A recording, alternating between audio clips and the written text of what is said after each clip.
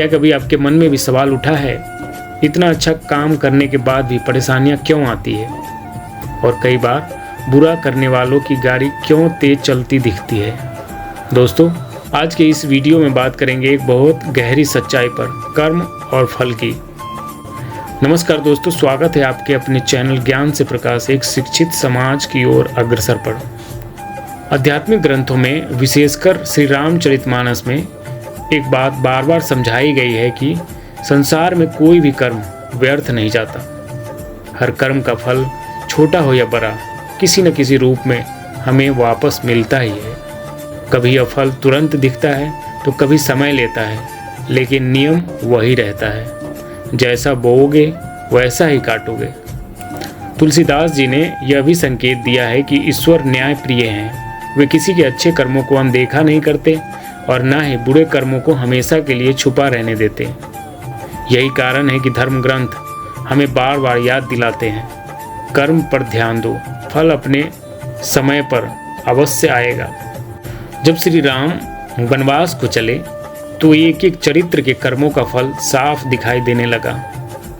जिन्होंने धर्म, सत्य और सेवा का मार्ग चुना वे अंत में सम्मानित हुए, और जिन्होंने लोभ, अन्याय और अहंकार का साथ दिया वे अपने ही कर्मों के जाल में फंस गए। इसी तरह हमारे जीवन में भी होता है। आज जो इंसान भाईचारा, ईमानदारी और मेहनत के बीज बोता है, भले ही थोड़े समय तक संघर्ष देखे, पर आगे चलकर वही बीज विश्वास, शांति और अस्थायी सुख के रूप में फल देते हैं। इसके विपरीत जो छल, कपट, झूठ और स्वार्थ के बीज बोता है, शुरुआत में चमकता हुआ दिखाई दे सकता है, लेकिन धीरे धीरे उसका जीवन डर, असुरक्षा और पश्चाताप से भर जाता है। आइए कर्म को 3 स्तरों पर समझें। विचार का कर्म, जो हम मन में सोचते हैं।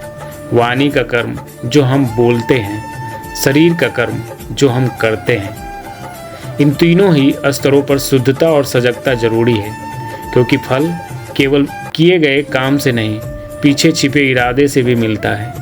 अगर मन में द्वेष है, शब्दों में कटुता है और काम में स्वार्थ है, तो बाहर से दिखने वाले अच्छे काम भी भीतर अशांति ही पैदा करेंगे।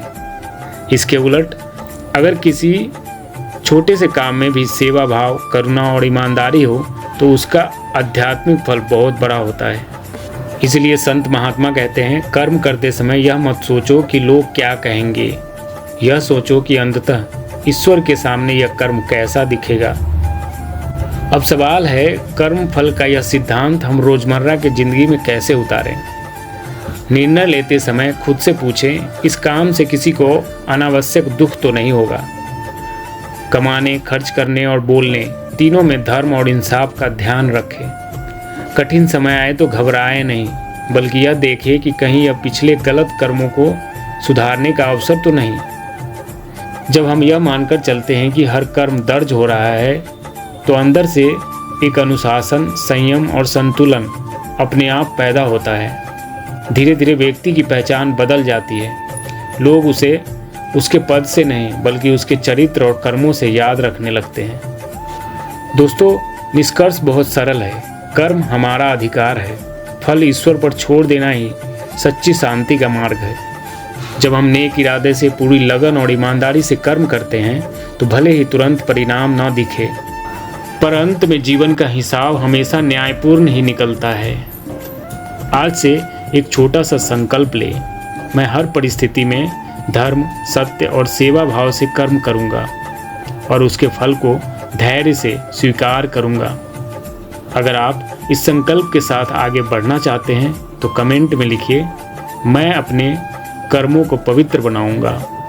वीडियो अच्छा लगा हो तो इसे लाइक कीजिए, अपने दोस्तों और परिवार के साथ शेयर कीजिए, ताकि कर्म फल की यह समझ हमारे समाज में जागरूकता फैला सके और ऐसे ही ज्ञान, प्रेरणा और आध्यात्मिक चिंतन से भरे संदेशों के लिए चैनल ज्ञान से प्रकाश एक शिक्षित समाज की ओर अग्रसर को सब्सक्राइब जरूर कीजिए।